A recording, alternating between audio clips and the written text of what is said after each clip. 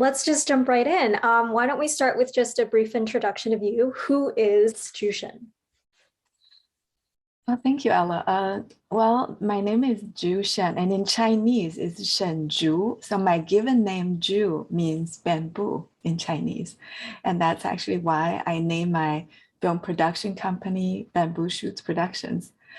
So I came from Beijing, China, to the US in 1988 to pursue my Ph.D. in biochemistry from University of Wisconsin-Madison. And I finished my PhD at University of Colorado School of Medicine in Denver, Colorado.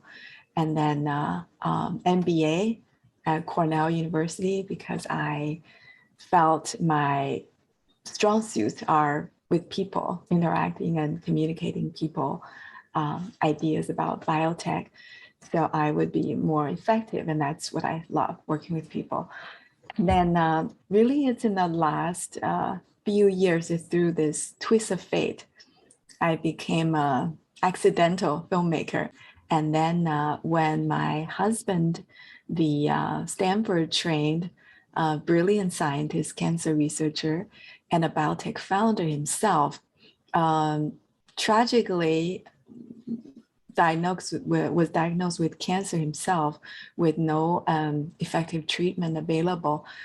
So before my husband passed away in 2012, 2 weeks, then Perry, my son, by that time already finished Ingrid Pitt a year ago, decided to animate his daddy's story. So that was sort of the journey for us to take in this 6-year tumultuous years. It's our odyssey to make and finish Changyou's journey in honor of Changyou's life. That was also this incredible journey that allowed us to go from a place of tug of war, fighting over control, whose vision it is and how that film should be made, and unearth a lot of old traumas and resentment on the part of my son in his younger days when I was being this total tiger mom. And then to this place of true connection and became best friends in each other's cheerleader, if you will. And then to be this creative partner, not only in making films and art, but also a partner in life and storytelling. And so that is the story that I am compelled to tell. And that's kind of my origin story, if you will. Yeah, so after watching the film, I was curious. So I remember there was a part in it where you and Perry had a conversation in the car, and he expressed feeling like you had projected your dreams onto him. Right. Looking back, do you agree with that? Oh, yeah, entirely. And that is the total foundation of the tiger motherhood, if you will. So in my view, initially, when I read that book by Amy Chua, another Chinese American mother, very accomplished Yale Law School professor, when I read that, I was thinking about myself. Am I the tiger mom? But I thought, no, I am not a tiger mom because I'm supporting and nurturing my son's natural talent that he loved, the arts, later, movies, animation. And so I thought I'm much better than the tiger mom because of that distinction, because I didn't have that awareness then, Ella. So later on, it took many years for me to realize I was very much a tiger mom not because I'm nurturing my son's natural talent, but because I was projecting my own desire, wishes, living vicariously, if you will, through my son, because I loved art, loved films. And those are things that spoke to me. It's very visceral. But I never got to do that through my formal career and training because in those days, I grew up during the Cultural Revolution. And so our parents would never want us to get into politics or the arts where it could be dangerous to express our own ideas. So I felt like through my son, I was living my dream. Like I got to meet all these amazing directors and learn about how they made their just amazing moving films.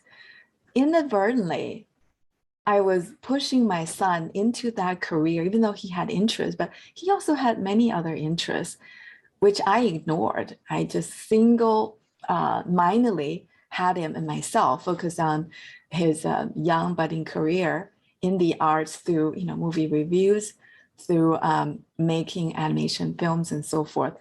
So that when he rebelled against me, I realized, yeah, I was living my own dream through him. And that is not the right thing, although it was so painful because when he said, you saw that when he said, I'm not going to pursue the arts in college, I felt such a big failure because all these years of investment of time, resources, both myself and him, getting him situated to be peerless, in this industry and with directors from DreamWorks, just offering him job on camera.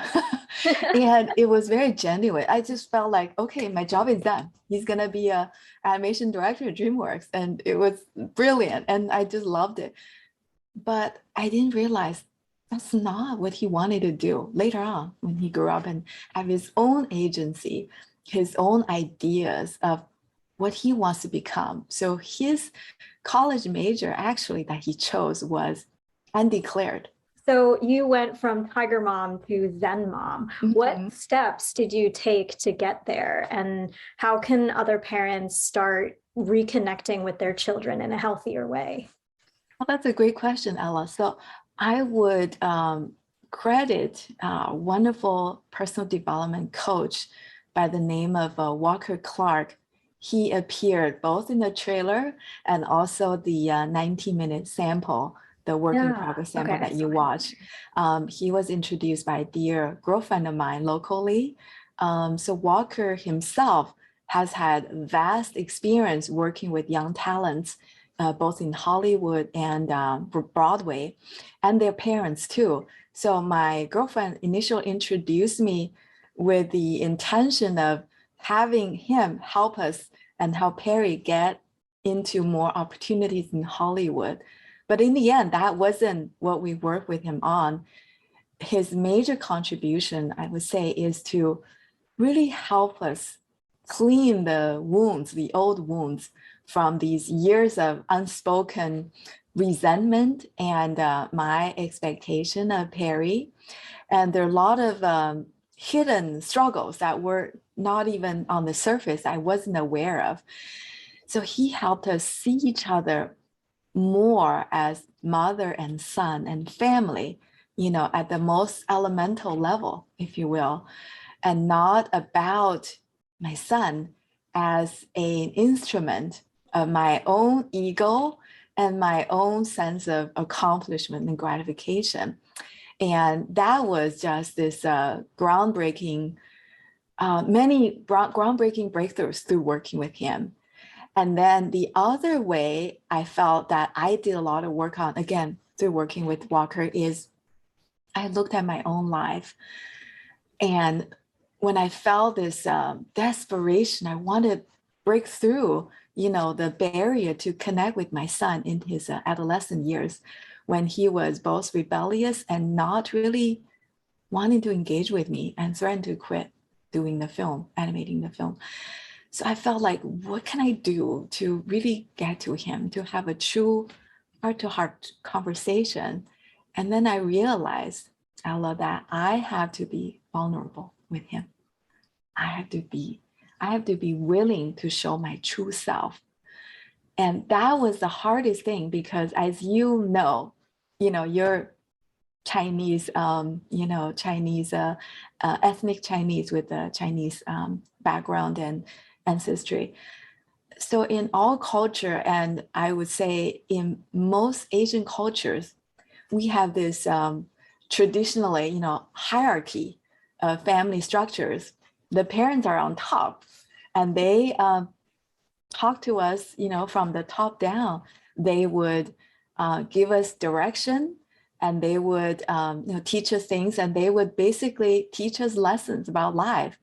And so as kids, when we grew up, we have no agency of our own as young kids. And even in older, as adolescents and later as young adults, we still don't have that, because that's kind of the cultural value, the system that we have, our ideology. And so I have to break through that to be friends with my son and be truly vulnerable. That's why I decided to tell him about some very painful childhood experiences, like the childhood trauma I experienced while I was growing up in China in that very unique setting. I had to feel comfortable sharing that with him. And I think it's through that kind of vulnerable, very open, honest sharing of myself, just being exposed in front of my son, not knowing how he would respond, that he felt such deep trust from me, that he felt that he could now start to open himself up to me and be his true self. So that was probably the most significant breakthrough of our relationship. And so I would say to other parents, this is probably one of the most scariest thing that you can do in your relationship with your young adult child. But don't be afraid, because what it could lead to, even though you don't know, how your child may react, you may fear judgment, you may fear that he or she may not like you as much. But surprisingly, how Perry reacted to my sharing is that he told me, "Mom, I'm so touched by your trust in me. I know that, so you saw that most parents would never dare sharing those kind of things with their kids. But I'm just so honored and, trusted by you. So I just feel so moved by it that, I feel like I know you." And that was just so incredible because I felt understood. He did not judge me. And so that was really the true foundation for our trust that has been rebuilt from that moment on. So I would say, do have these open conversations with your child, especially after watching my film. And so I also have one other very important food for thought to share with parents who would love to connect with their children, and also perhaps some grown-up children who want to reconnect with their parents as well, is that don't be afraid to seek out professional help. For example, therapists. And I am proud to say that in 2020, during the pandemic, finally, I mustered the courage through the encouragement of my wonderful documentary film producer mentor, Heidi Weinberg in New York. So she urged me to seek therapy after knowing a lot of my personal history and origin story. Said, "Zhu, you have so much going on, from your childhood on that I think you can really benefit from seeing a therapist." And I told her, "Heidi, I'm proud for all these decades that I didn't meet one because I felt like I handled everything so well without it." But then she said, "If you have never experienced that, how can you say it will not be of great value to you?" To which I say, "You're absolutely right." So I was open to that. And finally, I found a wonderful local therapist, but due to the pandemic, we're on Zoom. So I'm still seeing her every week. In fact, I will have a session with her later today. She's my mom's age, incredibly wise and deeply empathetic. It's incredible working with him. And in fact, through her, I was able to connect with my own father in this heart-to-heart fashion.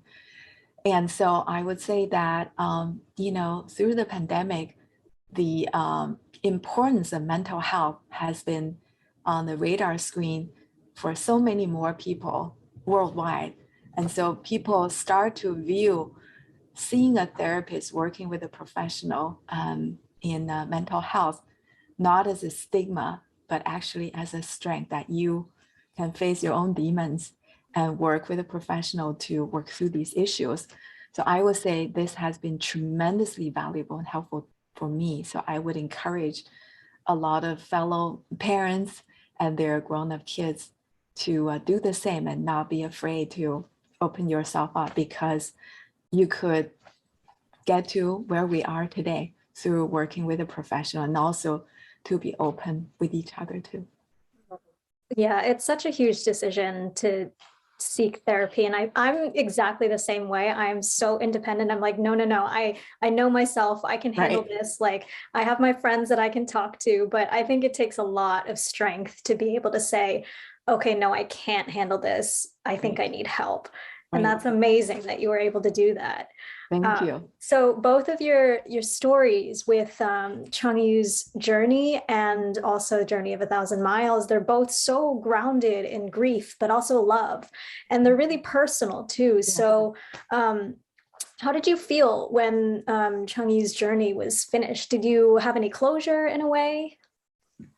Yeah, that's a good question, Alice. So when we finished Changyou's journey, initially, just finishing the film itself was this huge relief and a sense of pride and accomplishment, because we worked so hard for 5 years to get the first cut, and then another year to get it to good enough shape for Oscar qualification. So it was such a labor of love for both my son Perry and myself. And I also felt like it was a promise delivered finally to my late husband Changyou, who is so deserving of the love and the devotion that we put into this film. In the end, I would say, Ella, the closure is not only in us finishing the film, but what we see as the tremendous impact that the film had on other people, other lives. When we screened the film at over almost 20 international film festivals, with our premiere at the Toronto International Film Festival, one of the top festivals around the world, we saw the audience reaction. They cry and they come to us and talk to us, and remembering their own lost loved ones, and sometimes just moved by the story. And so we felt that, once the film is done, it has a life of its own in how it reaches people and moves their heart and bring reflections and bring conversations among their own loved ones. So that's the kind of power that films can do. And it's very humbling, but very, very gratifying. So I'm thrilled to be able to touch other lives through our own art and through our own creation. Okay, so my last question is, so we're seeing this really big boom in AAPI film and media and storytelling, and a lot of it does mention generational trauma and inherited trauma, and it's becoming a thing that people are more aware of now. But what do you want to see more of in the future? What things are going right now, and what can we improve in the future? Interestingly, last weekend, I went to see Michelle Yeoh's new film. I saw that too. Oh, wow. That was so incredible. I mean, I want to see films like that where characters that were never the center of a story in the past, like, this impoverished and struggling laundromat owner, right? This middle-aged mom with nothing going on but trouble, be the center of the story. And then they have this multiverse, this, wild imagination and very inventive storytelling.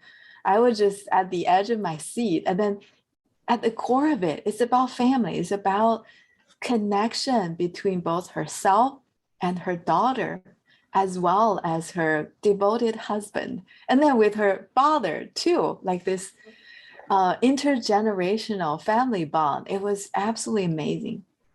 And to your question, I would love to see more films about people who are not so represented today, like rarely represented in popular media. My film is an example of that.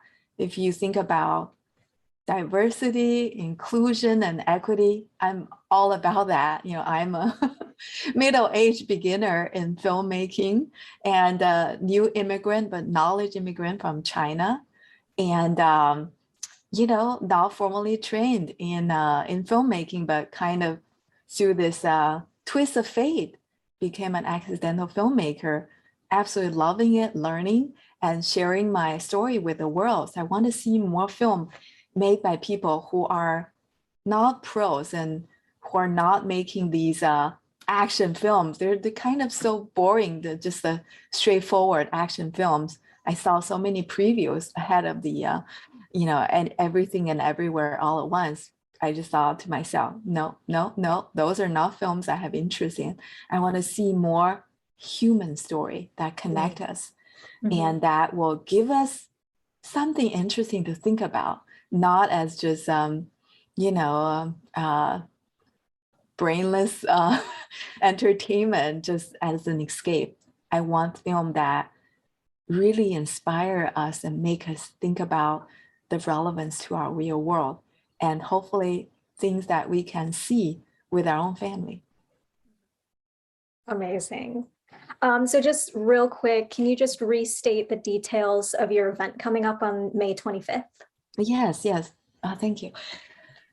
So the May 25th is in the US, the month of May is Asian Heritage Month. So I am honored to have a Cornell Asian Alumni Association be the organizer of my first ever Cornell University-wide event, film event, featuring both my Journey of 1,000 Miles documentary work in progress sample, which is about 19-minute long, and then also our Oscar qualified animated short, Changyou's Journey, that my son, Perry Chen, wrote and directed and edited, and I was the producer and executive producer for. So screen those two films a week before May 25th, which is our online virtual panel discussion with myself and two other distinguished speakers from AARP, which is American Association of Retired Persons, the most powerful group there is in America. And then also a veteran journalist from AAJA, which is Asian American Journalists Association, joining me. And so that's the May 25th, 2022 event from 5 to 6 p.m. Pacific time, 8 to 9 p.m. Eastern time, and 8 to 9 a.m. the next day, Thursday, April 26th for much of Asia Pacific. And so, as I mentioned, a week before that day, from May the 18th to May the 25th, all of you can log on to my website, Journey of 1,000 Miles film.com, and get the link to watch both films ahead of the event, the live Zoom event. That is our panel discussion about the film. And so you can join the Zoom following details, which I will have on my website. And then again, go to my website to watch these films prior. And I look forward to having you engage in our conversation that day. This will be a truly exciting event where we expect to have many Cornell alumni, but also friends of mine and people who connect with me online to watch the film and engage in this conversation. The theme of our event is called restoring family bond through storytelling and vulnerability. So I look forward to engaging with many of you then. And then also people can link with me on social media, which you can, put in the information online. And I would love to engage with people to share my film with a wider audience and work with companies who may be interested in being a corporate sponsor, because your interests and my film themes are well aligned. I would love to work more companies and organizations in that way to spread the word about our story and help heal and reconnect families from the world over.